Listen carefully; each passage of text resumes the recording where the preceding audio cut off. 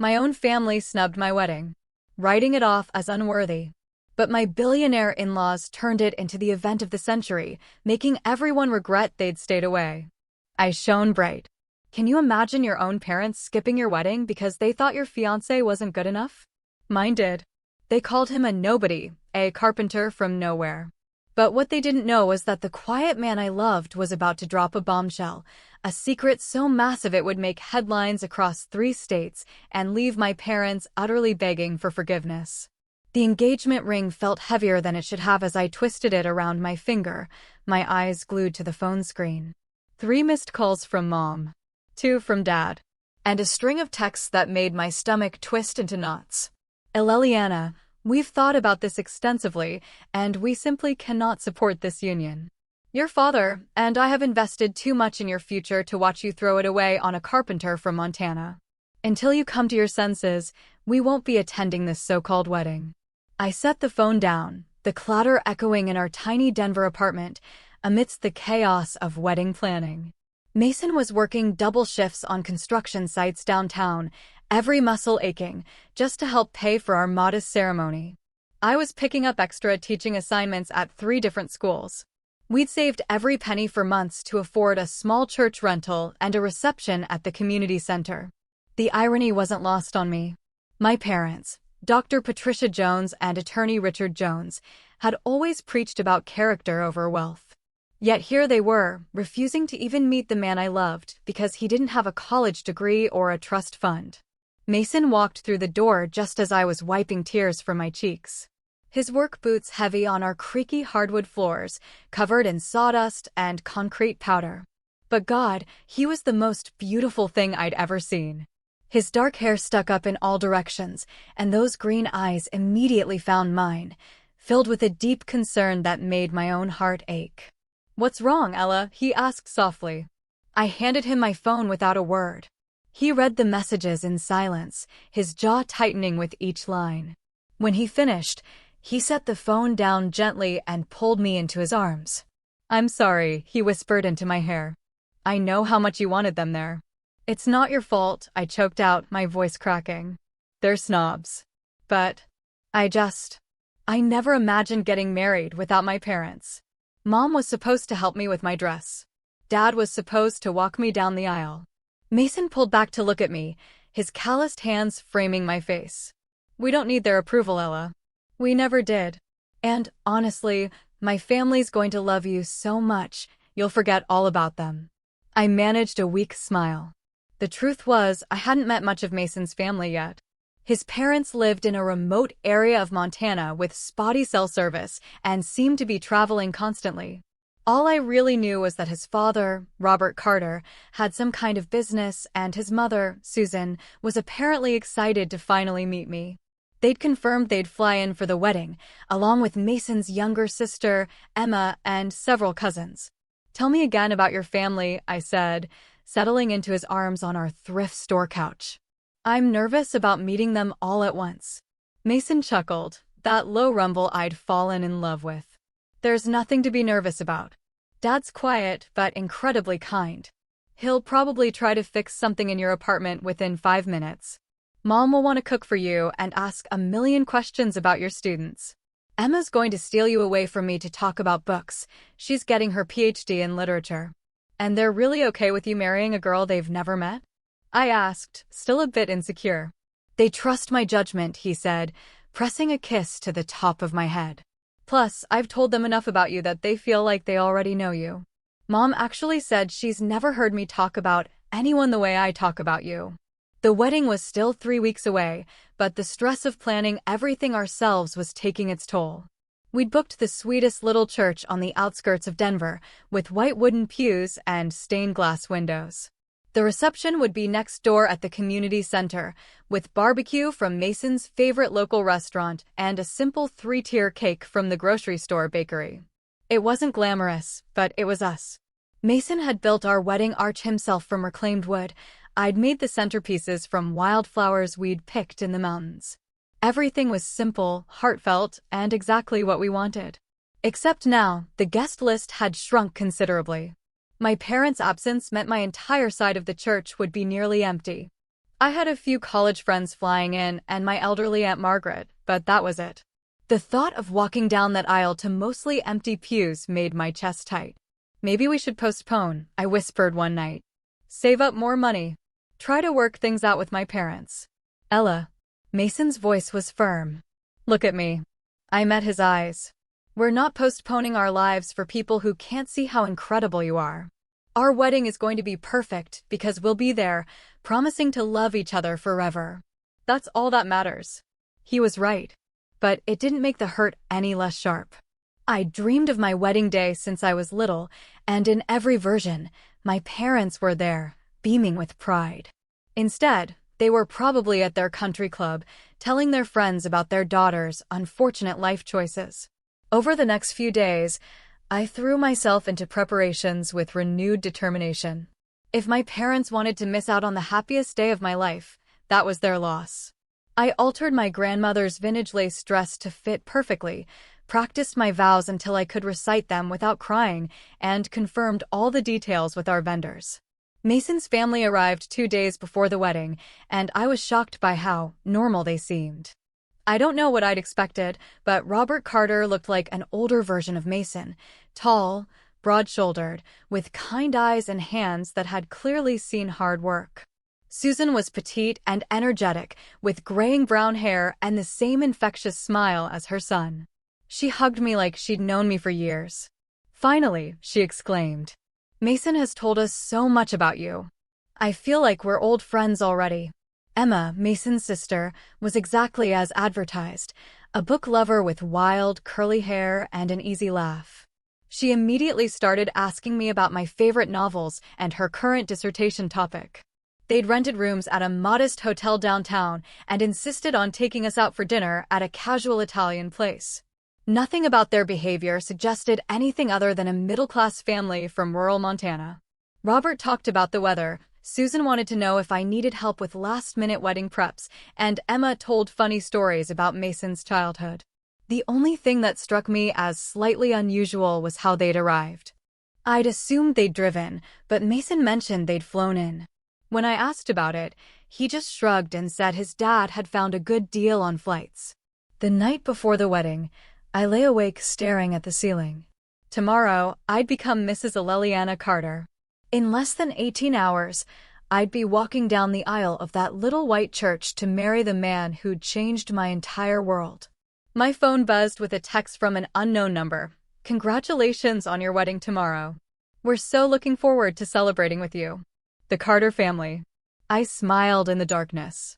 At least one family would be there. At least someone would be cheering when Mason and I promised to love each other forever. I had no idea that by this time tomorrow night, I'd be questioning everything I thought I knew about the quiet carpenter I was about to marry. The morning of my wedding arrived with Colorado's signature brilliant blue sky and crisp mountain air.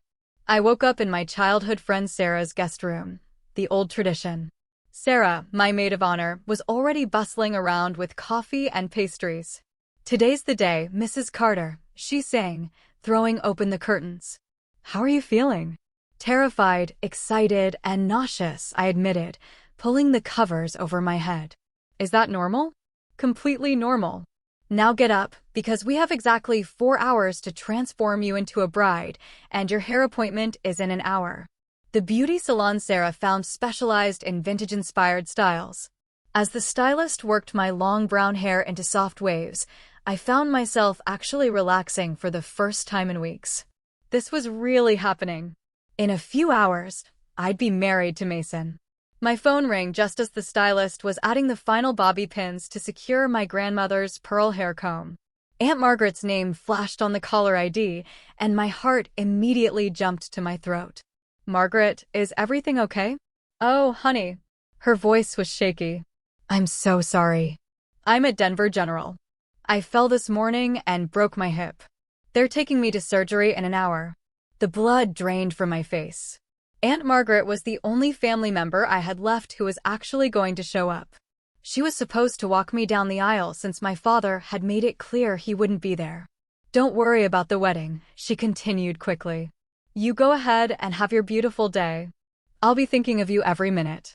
Margaret, I should come to the hospital. Absolutely not. You have a wedding to attend, young lady. Your own wedding. Promise me you won't leave that church. After I hung up, Sarah immediately wrapped me in a hug, careful not to mess up my hair. I'm so sorry, Ella. But she's right. You can visit her tomorrow on your honeymoon layover. I nodded, blinking back tears. Now I really will be walking down the aisle alone. No family at all. You have me, Sarah said firmly. And you have Mason's family. Sometimes the family we choose is more important than the family we're born into. An hour later, we arrived at the little white church. It looked even more beautiful than I remembered, with Mason's handcrafted wooden arch positioned perfectly at the altar, decorated with the wildflowers we'd made together. Sunlight streamed through the stained glass windows, casting rainbow patterns across the wooden pews. But something was different. There were cars in the parking lot. A lot of cars. Expensive cars. A sleek black Mercedes sedan sat next to a pristine white BMW SUV.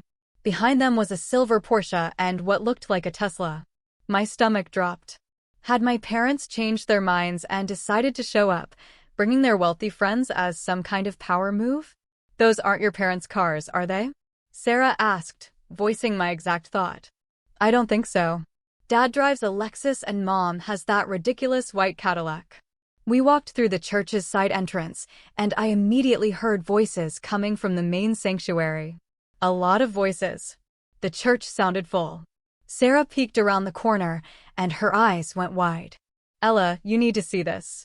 I joined her at the doorway and nearly gasped. The church was packed. Every single pew was filled with people I'd never seen before, all dressed impeccably.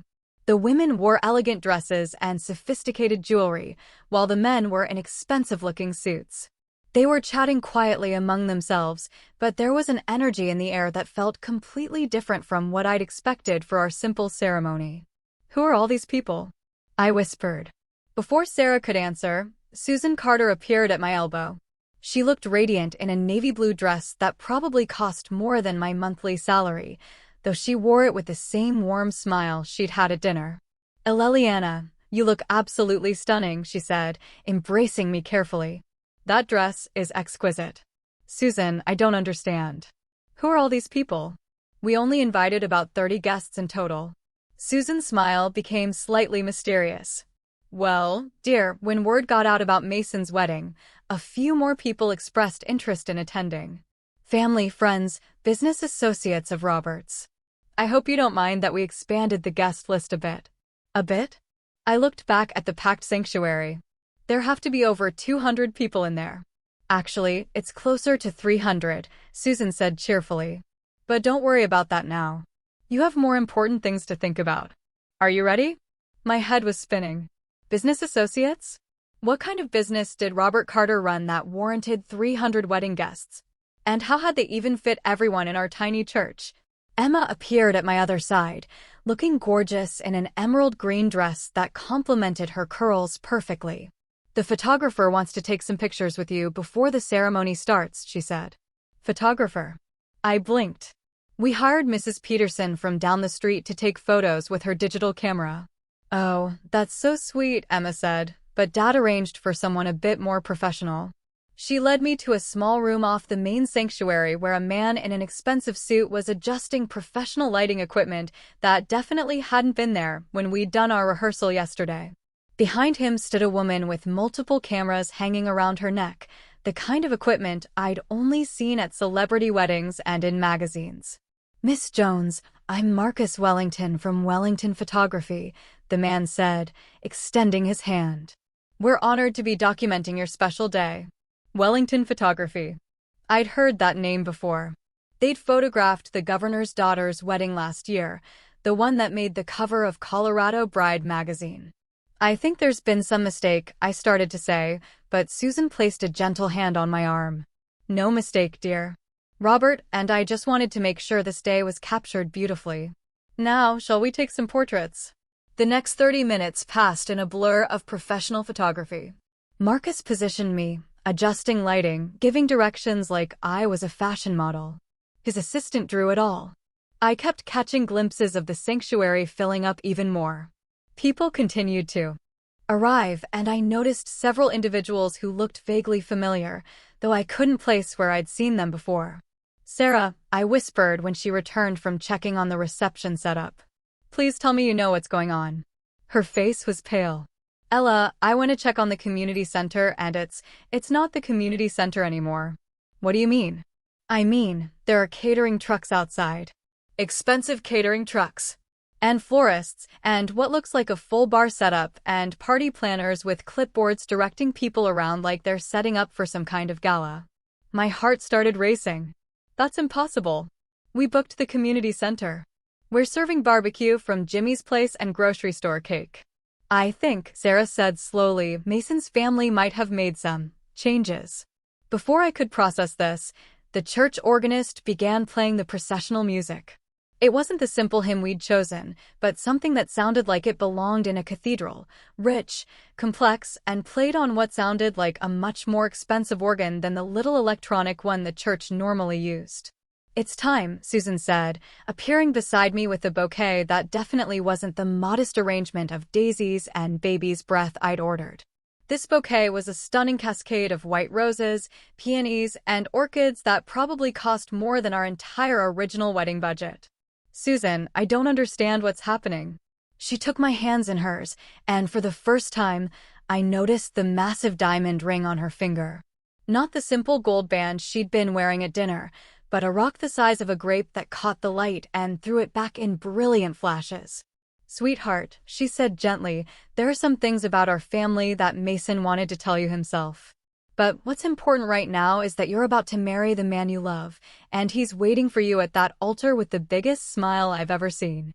The music swelled, and I could hear the congregation rising to their feet. 300 strangers were waiting to watch me walk down the aisle to Mary, a carpenter from Montana, who apparently had secrets I'd never imagined. Sarah squeezed my hand. "Whatever's happening, Ella, Mason loves you. That part hasn't changed." I took a deep breath, clutched the mysterious orchid bouquet, and prepared to walk toward the biggest surprise of my life. The sanctuary doors opened, and I stepped into what felt like a completely different universe.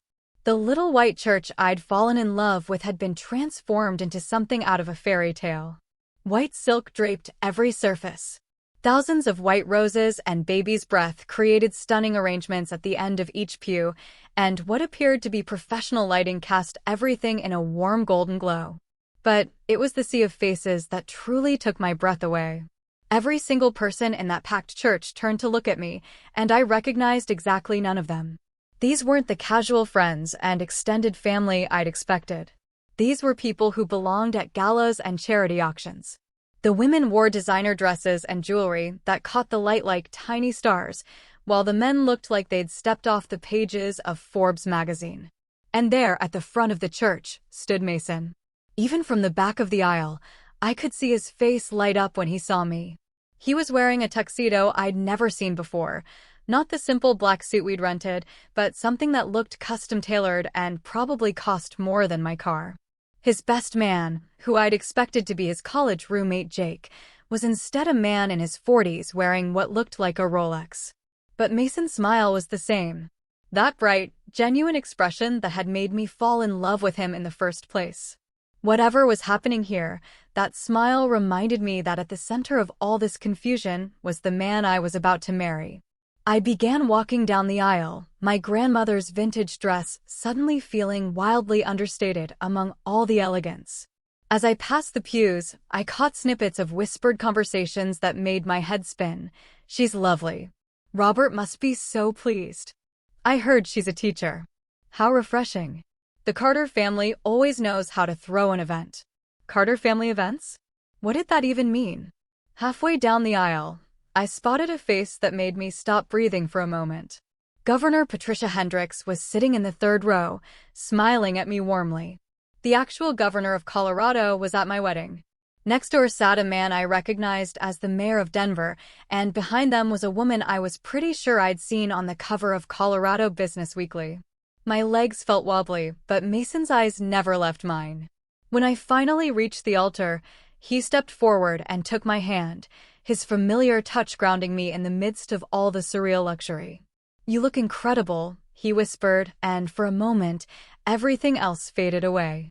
The officiant began the ceremony, and I tried to focus on the words, on the vows we'd written together, on the promises we were making. But my mind kept wandering to the impossible guest list. How did a carpenter from Montana know the governor of Colorado? When it came time for our vows, Mason's voice was steady and clear as he spoke the words we'd practiced in our tiny apartment. But as he promised to love me through whatever surprises life might bring, there was something in his eyes that suggested he knew exactly what surprises were coming. My own vows felt surreal as I spoke them to this packed audience of strangers, but when I looked into Mason's face, the words came from my heart, just as they had when we'd practiced alone. "You may kiss the bride," the officiant announced, and Mason's lips met mine as 300 people erupted in applause. The photographers' cameras flashed continuously, and I realized this moment was being documented like a state event. As we walked back down the aisle together, now husband and wife, I caught sight of something that made my heart stop. In the very back pew, looking uncomfortable but definitely present, sat my parents. My father, Dr. Richard Jones, was wearing his best suit and looking like he'd rather be anywhere else. My mother, Dr. Patricia Jones, had her phone out and was taking pictures, tears streaming down her cheeks. They had come. Somehow. Despite everything they'd said, they were here. "Mason," I whispered as we reached the back of the church. "My parents are here." He followed my gaze, and his expression shifted to something I couldn't quite read. "I know," he said quietly. "I'll explain everything at the reception." Before I could ask what he meant, we were swept outside by the photographer for more pictures. The parking lot had somehow been transformed as well. A red carpet led from the church steps to a line of luxury cars that definitely hadn't been there when I'd arrived. Rose petals covered the ground, and more professional photographers captured every moment. "Mrs. Carter." Marcus, the photographer, called out. "We'd like to get some shots by the Bentley."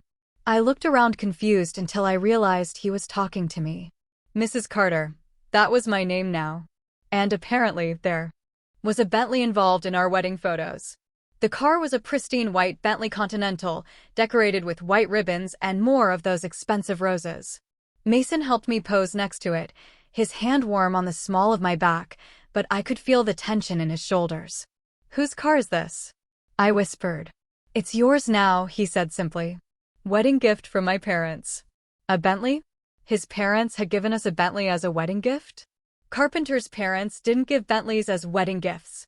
After what felt like hundreds more photos, we were ushered into the back seat of the luxury car by a man in a chauffeur's uniform who addressed Mason as Mr. Carter, with a level of formality that suggested this wasn't their first meeting.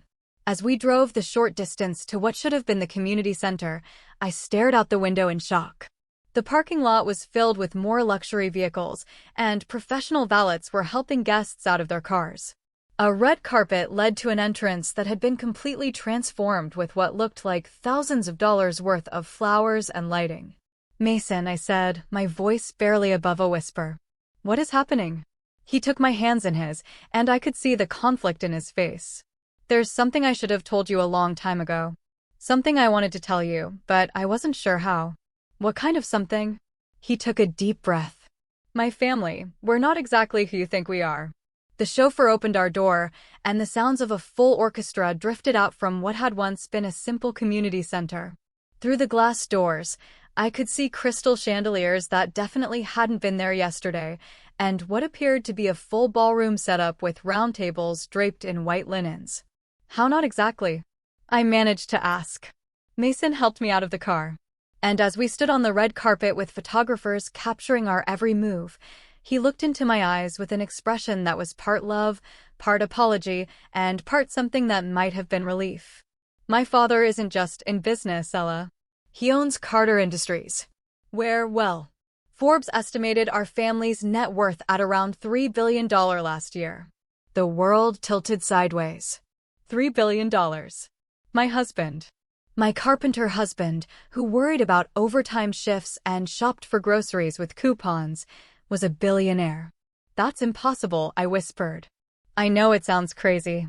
I wanted to tell you so many times, but I loved that you fell in love with me, not my bank account. I loved that you didn't care about money or status or any of that. You just loved me.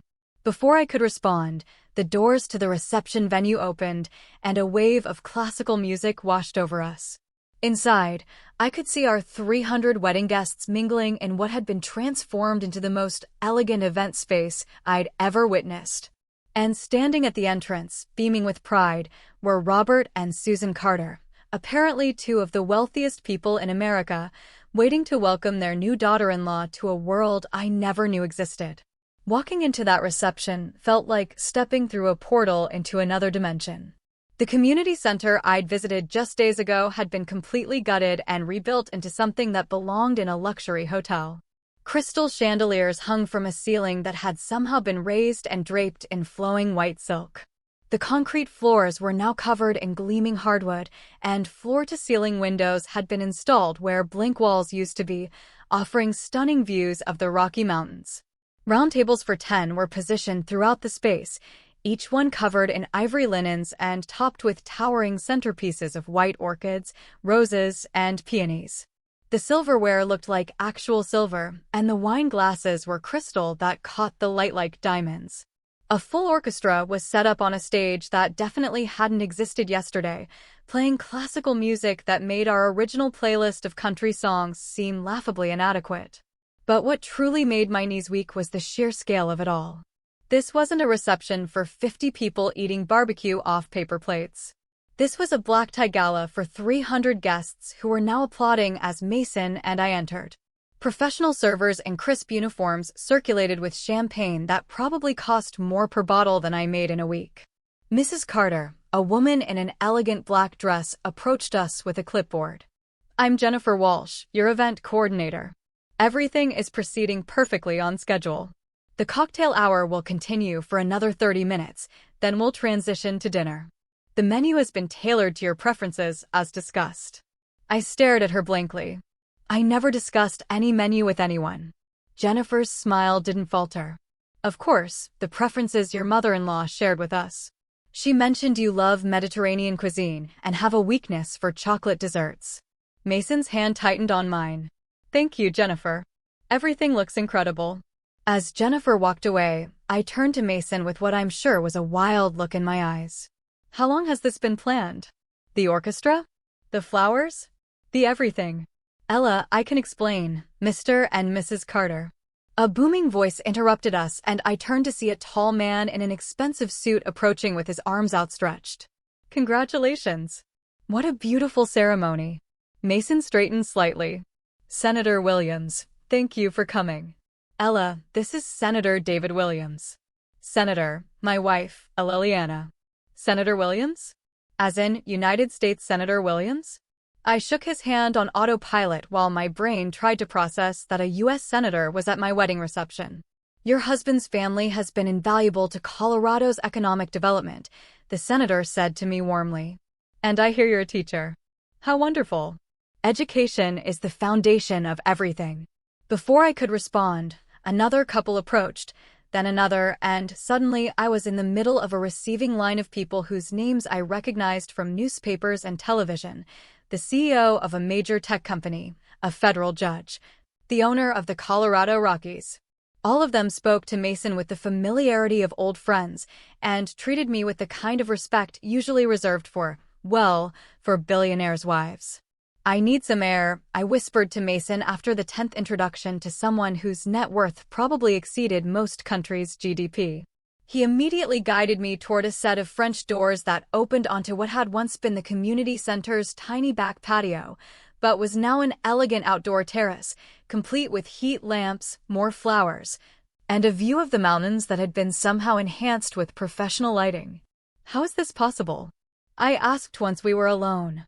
"Yesterday, this was a community center with folding chairs and fluorescent lighting." Mason ran his hand through his hair, messing up the perfect styling for the first time all day. "My mother has a team of people who specialize in event transformation. When she sets her mind to something, it happens fast." "A team of people?" I repeated slowly. "Mason, normal mothers don't have teams of people." "I know." He sat down on a bench that was definitely more expensive than our entire apartment's furniture combined. Ella, I've been trying to figure out how to tell you this for months. I sat beside him, my grandmother's dress pooling around us. Tell me what exactly? That you're rich? That your family is rich? That you've been lying to me about who you are? Not lying, he said quickly. Never lying. Everything I told you about myself is true. I did grow up in Montana.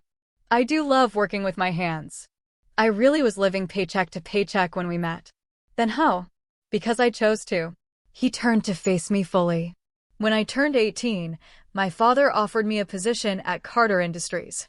Vice President Track, corner office, 7-figure salary. I turned it down. I blinked at him. You turned down a 7-figure salary? I wanted to make my own way. I wanted to know who I was outside of the family money. So, I moved to Denver, got a job in construction, and tried to live like a normal person. You tried to live like a normal person? I echoed, my voice rising. Mason, we split grocery bills. I watched you stress about overtime pay. You let me believe we were struggling financially. We were, he said earnestly. I was. I've been living entirely off my construction salary for the past 3 years. I haven't touched a penny of family money. But they've been watching, I said, pieces clicking together. Your parents knew exactly who I was, where I worked, what I liked to eat. Mason nodded reluctantly. They had you investigated before I brought you to meet them. It's standard protocol for anyone who gets close to family members. I'm sorry, Ella. I hated that part of it. Investigated. The word felt bitter in my mouth. What did they find out about me that I don't know about myself? Nothing bad, he said quickly. Just basic background stuff, financial records, employment history, education. They were actually impressed that you've never had so much as a parking ticket. I stood up abruptly, needing to pace. This is insane, Mason. People don't get investigated for dating construction workers. People don't transform community centers overnight. People don't invite U.S. senators to their weddings. The Carters do, he said quietly. Through the French doors, I could see our wedding guests mingling, laughing, drinking champagne that probably cost more than most people's rent. My parents were standing near the orchestra, looking simultaneously awed and terrified. My mother was actually taking notes in a small notebook, probably documenting every detail for her country club friends. Your parents came, Mason said, following my gaze. How did they even know to come? They said they weren't coming. They were very clear about not supporting this marriage. Mason's silence was answer enough. You called them, I said. Or your family did. My father called your father yesterday morning. They had a conversation about the importance of family being present for life's most significant moments. What kind of conversation? The kind that happens when Robert Carter, founder and CEO of Carter Industries, personally calls to invite you to his son's wedding. I leaned against the railing, staring out at the mountain view. So, they didn't have a change of heart about you being good enough for me. They found out you were rich. Well, that's exactly what happened, isn't it? My parents, who refused to attend their daughter's wedding because her fiancé was just a carpenter, suddenly showed up the moment they discovered he was actually a billionaire.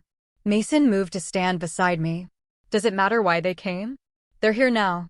It matters because it proves everything I already knew about them, I said, my voice breaking slightly. They don't love me. They love the idea of what I can do for their social status. Inside, Jennifer, the event coordinator, was announcing that dinner would be served in 10 minutes. Through the glass, I could see our guests moving toward their assigned tables, each marked with calligraphy place cards that probably cost more than our original wedding invitations. What happens now? I asked. Do I go back in there and pretend I belong in a room full of senators and CEOs? Do I smile and make small talk with people whose weekly grocery budget is more than I make in a year? Mason took my hands in his. You don't have to pretend anything. You belong in that room because you're my wife. Because you're brilliant and kind, and you make me want to be a better person every single day. But I'm not one of them, Mason. I grade papers at the kitchen table and shop at thrift stores and drive a car with duct tape holding the bumper on. Neither am I, he said firmly. Money doesn't change who you are inside, Ella. I'm still the same guy who fell in love with you in that coffee shop. I still want to build things with my hands and come home to you every night. The orchestra began playing what sounded like a dinner chime, and I could see guests taking their seats at tables that probably cost more to set than most people's wedding budgets. I looked at my husband, my billionaire husband, and realized that everything I thought I knew about my life had just changed forever. Taking a deep breath, I walked back into the reception with Mason's hand in mine. If I was going to be Mrs. Carter now, I might as well see what that actually meant. The dinner was already underway, and we were escorted to a head table that faced the entire room. I found myself seated between Mason and his father, Robert, with a perfect view of all 300 guests. The meal was unlike anything I'd ever experienced. Each course was a work of art, presented by servers who moved with choreographed precision. The appetizer alone, some kind of seared scallop with truffle oil and microgreens, probably cost more than most people's entire dinner out. Wine flowed freely, and I noticed that every bottle being served had labels I couldn't pronounce and vintage dates that suggested they'd been aging longer than I'd been alive.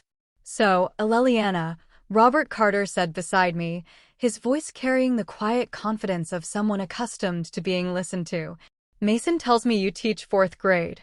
Yes, I managed, still feeling surreal about having a casual conversation with a billionaire. "At Riverside Elementary. I've been there for 3 years. Education is the great equalizer," he said thoughtfully. "Some of my most successful business partnerships have been with people who started with nothing but a good teacher who believed in them." Despite everything, I found myself warming to Mason's father. Unlike my own parents, who viewed teaching as something I did until I found a real career, Robert spoke about education with genuine respect. "Mason also mentioned you're working on your master's degree," Susan added from across the table. "Educational leadership, isn't it?" I nodded, surprised they knew so much about my academic plans. "I'm hoping to become a principal someday. I want to make schools better for kids who don't have advantages at home." "That's exactly the kind of thinking we need more of," Robert said.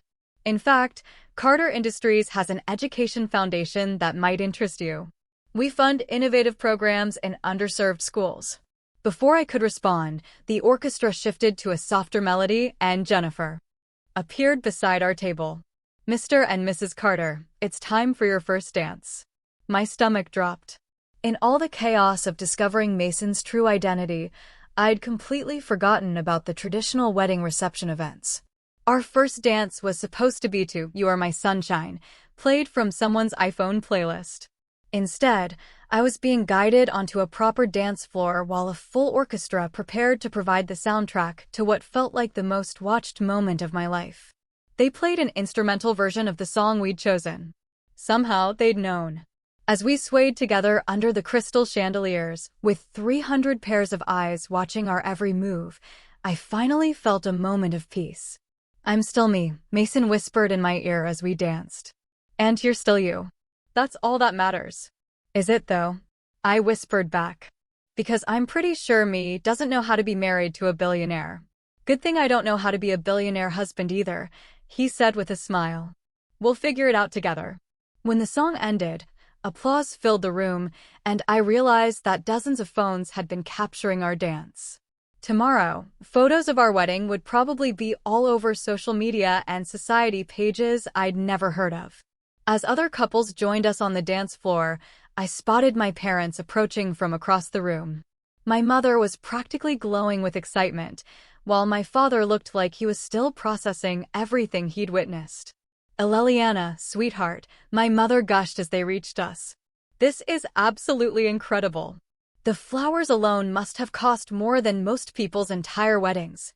There it was. Not, "I'm sorry we almost missed your special day," or "We're proud of you."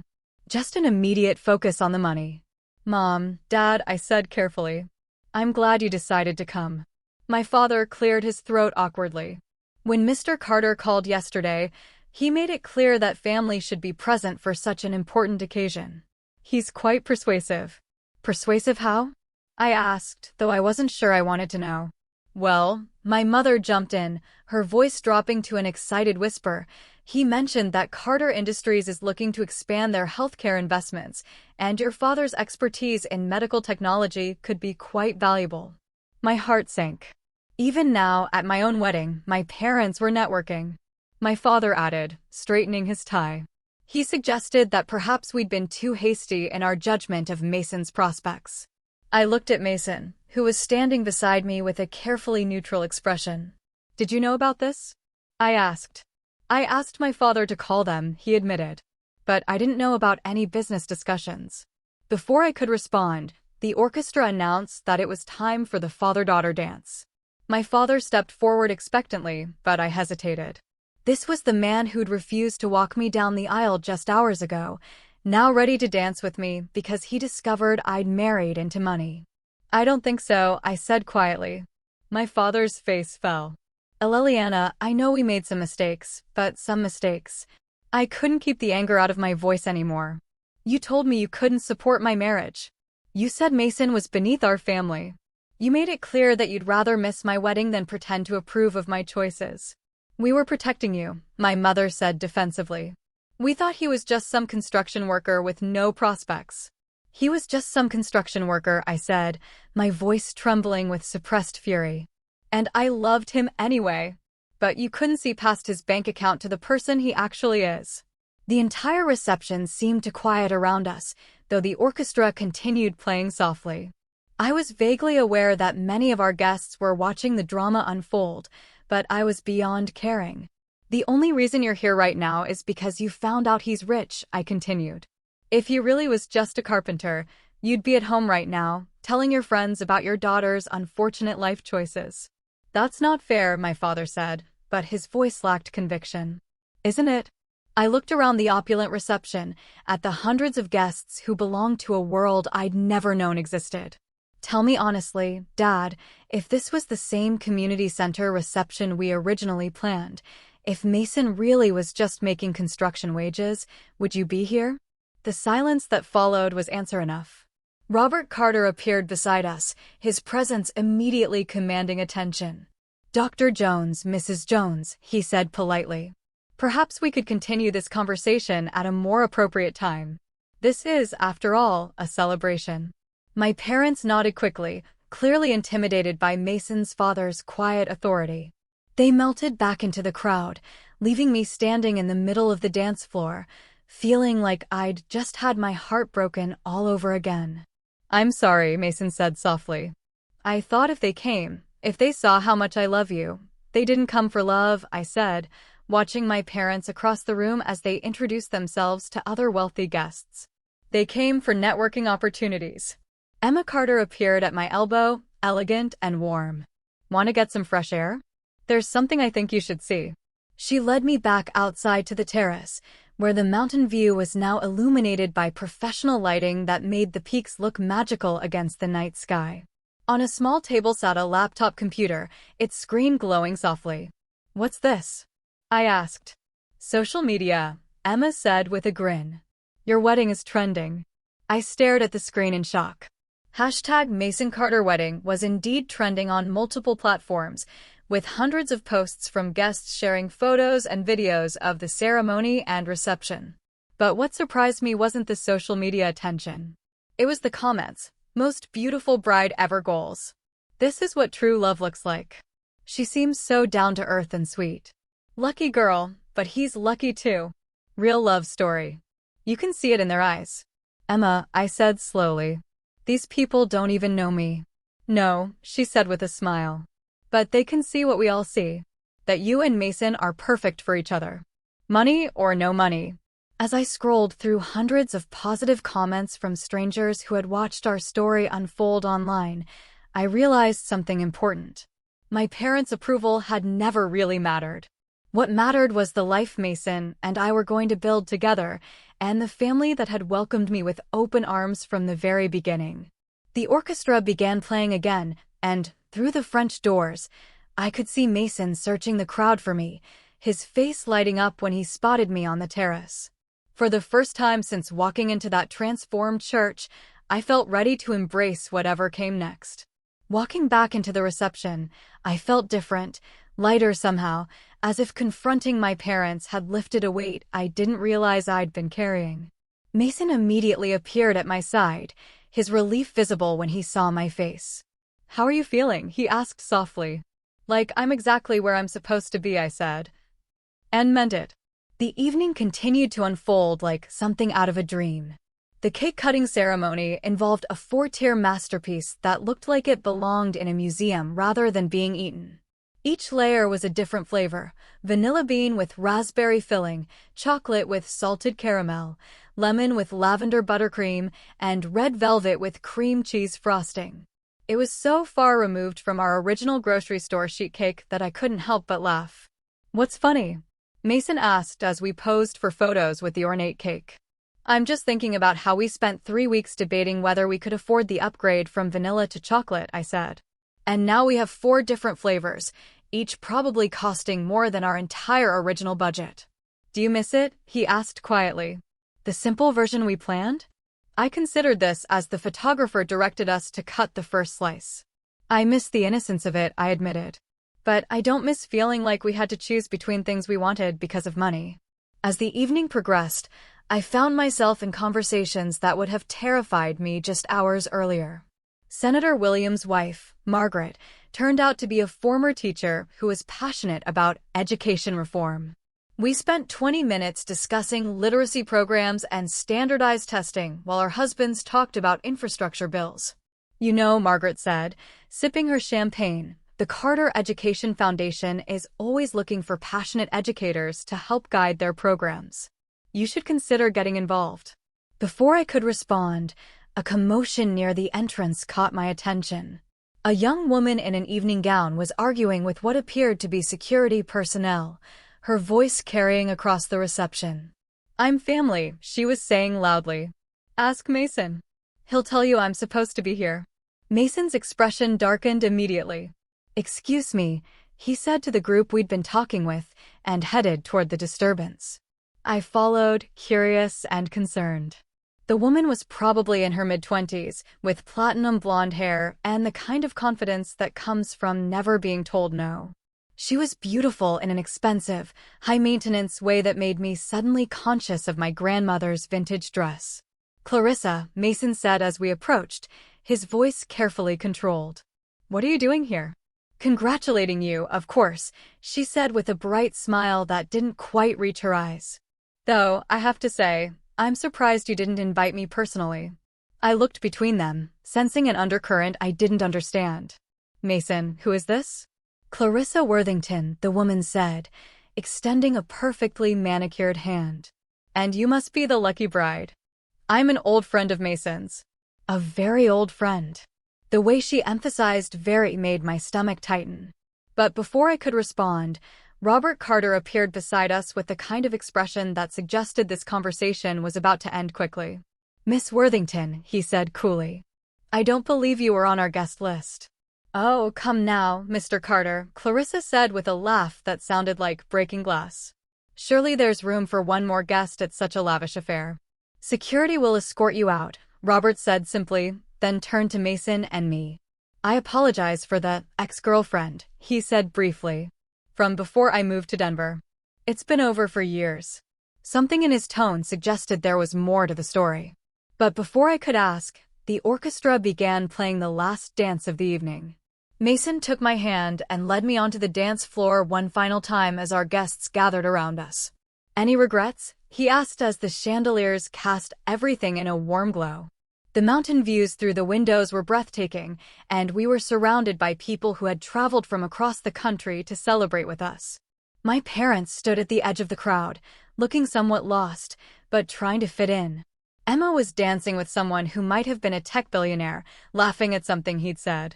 Robert and Susan Carter watched their son with obvious pride and affection. "Just one," I said finally. Mason's face fell. "What?" "I regret not knowing about your family sooner," I said. "Not because of the money, but because I missed out on months of knowing how wonderful they are." His relief was palpable. "They've been dying to properly welcome you to the family. Mom's already planning Christmas, and she wants to know if you'd be interested in joining the Foundation's board of directors." "The Education Foundation?" "Among others. Carter Industries supports about 15 different charitable organizations. Mom thinks you'd be perfect for the education and children's welfare boards." The idea of having the resources to actually make a difference in children's lives was both thrilling and overwhelming. "Mason, I don't know anything about running a foundation." You know about teaching kids and making their lives better, he said. That's more important than knowing how to read financial reports. As the song ended, Robert Carter stepped onto the stage and took the microphone from the orchestra conductor.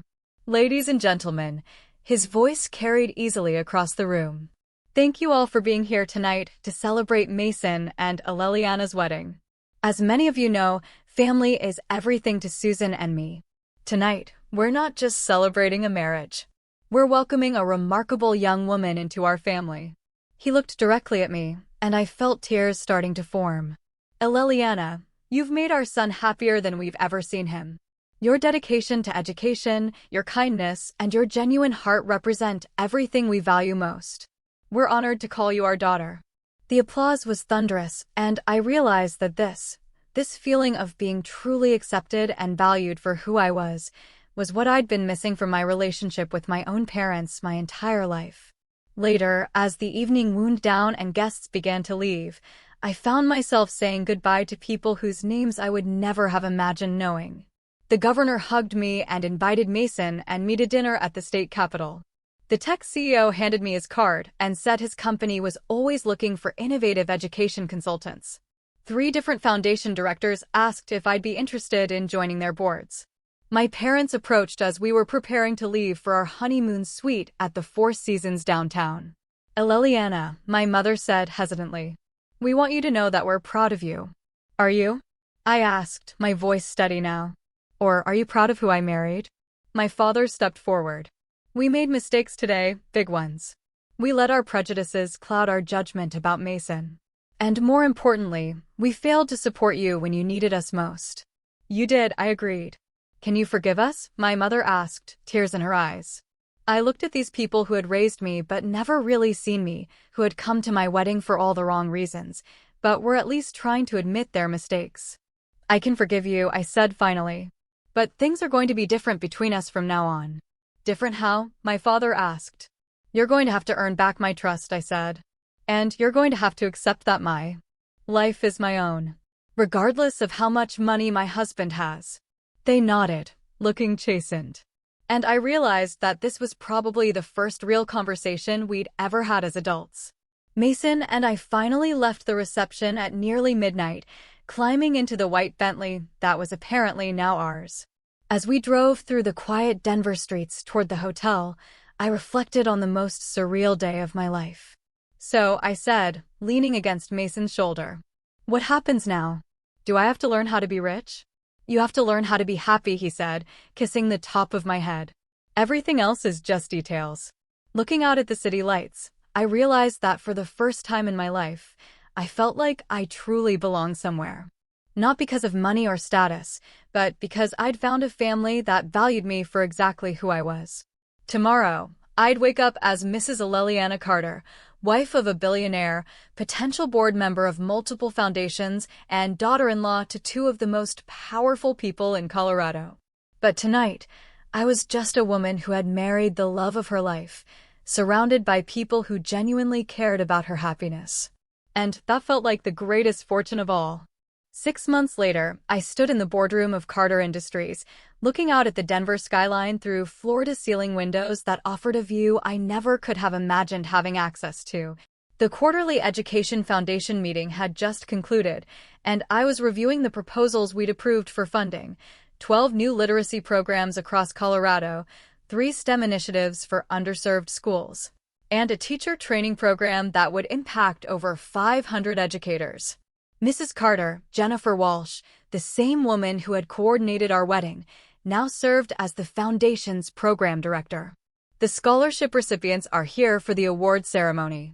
I smoothed my navy blue designer dress, though I still felt strange about the price tags, and headed toward the conference room where 20 high school seniors waited with their families. These students would receive full college scholarships funded by the Carter Education Foundation. And seeing their faces when we announced their awards never got old.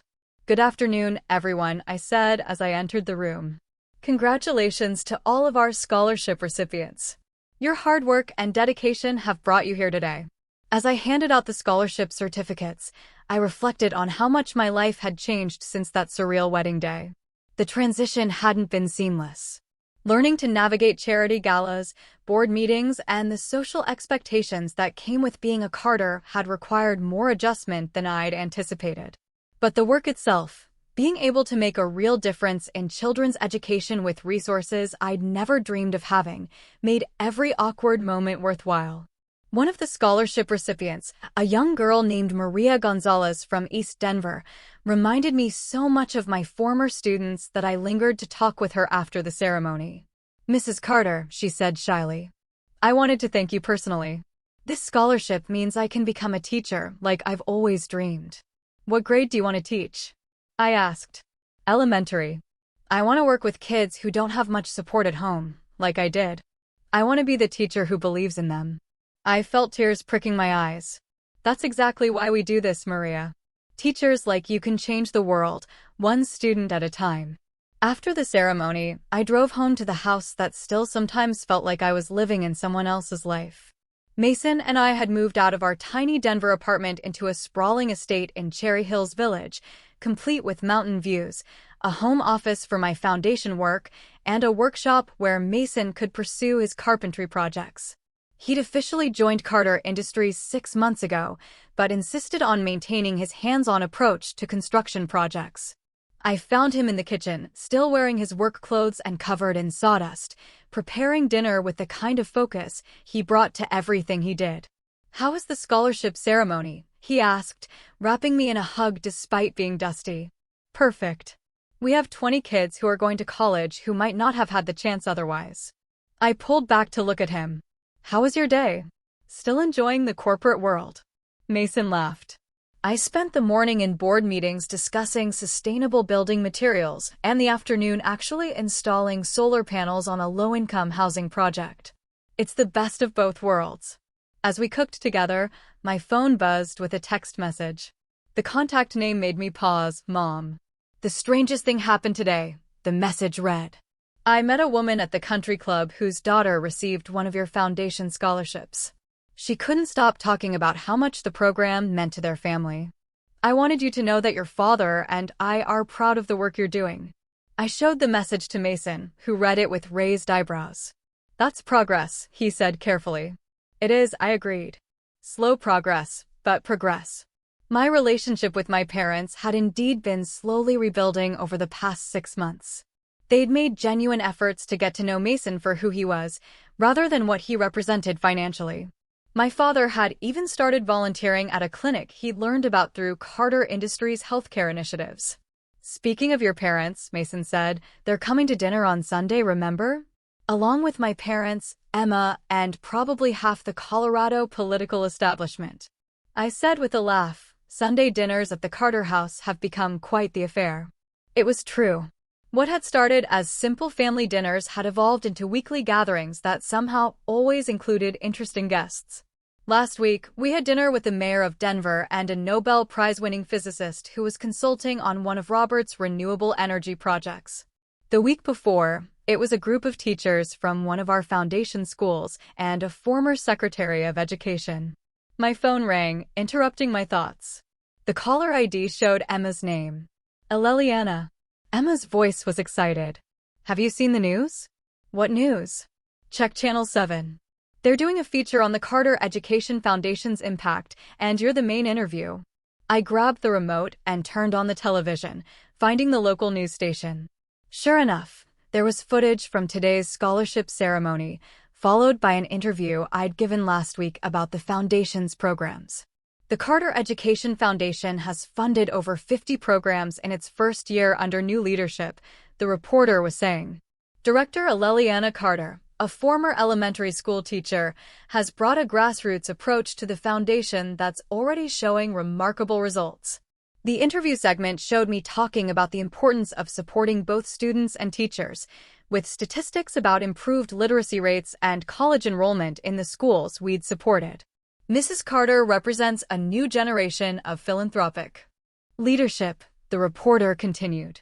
Her background in education has helped the foundation focus on programs that create lasting change rather than just providing funding. Mason wrapped his arms around me from behind as we watched. "Look at you, changing the world." "We're changing the world," I corrected. None of this would be possible without Carter Industries' support. The news segment ended with footage of our wedding day. Apparently, that event was still considered newsworthy 6 months later. Seeing ourselves dancing at that incredible reception, surrounded by all those influential guests, felt like watching someone else's life. Do you ever miss it? Mason asked quietly. The simplicity of before? I turned in his arms to face him. I miss some things. I miss the feeling that our problems could be solved with overtime pay and coupon clipping. I miss feeling like I knew exactly who I was and where I fit in the world. But I don't miss feeling powerless to help the kids who needed more than I could give them on a teacher's salary. I don't miss watching talented students give up on college because they couldn't afford it. I don't miss feeling like the problems I cared about were too big for me to make a real difference. We were interrupted by the doorbell, which in our new house played an elaborate chime that still made me jump. Mason went to answer it, returning with a massive flower arrangement and an envelope. "Delivery for Mrs. Carter," he said with a grin. The flowers were from the family of one of our scholarship recipients, with a note thanking me for making dreams possible. The envelope contained an invitation to speak at the National Education Foundation's annual conference in Washington, D.C. They want you to give the keynote address on innovative philanthropy and education, Mason said, reading over my shoulder. "That's terrifying," I said immediately. "That's amazing," he countered. "Ella, you've become one of the most respected voices in education philanthropy in less than a year." As if to prove his point, my phone rang again. This time it was a producer from a national morning show wanting to interview me about the scholarship program for a segment on education funding. After I hung up, Mason and I looked at each other and started laughing. "Remember when your biggest worry was whether we could afford flowers for the wedding," he said. "Remember when you were afraid to tell me your family had money because you thought I might love you for the wrong reasons?" I countered. We finished preparing dinner in comfortable silence, and as we sat down to eat, I realized that this quiet moment with my husband in our kitchen, talking about work that mattered and planning for a future that could impact thousands of lives, was exactly the life I was meant to have. My phone buzzed one more time with a text from Maria's father. "Thank you for seeing her potential when others didn't. You've changed our entire family's future. Robert Gonzalez." I showed the message to Mason, who smiled that same bright smile that had made me fall in love with him in a coffee shop that felt like a lifetime ago. "So," he said, reaching across the table to take my hand. "Any regrets about marrying a billionaire?" "Just one," I said, enjoying the moment of worry that crossed his face. "What's that?" "I regret that it took a wedding disaster to show me that sometimes the most beautiful life comes from the most unexpected places." Outside our windows, the Colorado mountains stood silhouetted against the sunset. And I thought about the girl who had walked down the aisle 6 months ago, afraid her family wouldn't show up to her wedding. That girl had no idea she was walking toward a life beyond her wildest dreams. Not because of money, but because she was about to discover what it meant to be truly valued, truly supported, and truly loved. The wedding my parents had tried to ignore had indeed become the event of the century, but more importantly, it had become the beginning of a story I never could have written for myself, one where a teacher from Denver got to change the world, one student at a time. And that, truly, was worth more than all the Bentleys, designer dresses, and crystal chandeliers in the world. So, seriously, what do you all think? If you were me, standing there, realizing your entire life was a carefully kept secret, how would you have reacted? And what about my parents? Do they deserve my forgiveness? Let me know your thoughts in the comments below. I'm genuinely curious to hear what you would have done.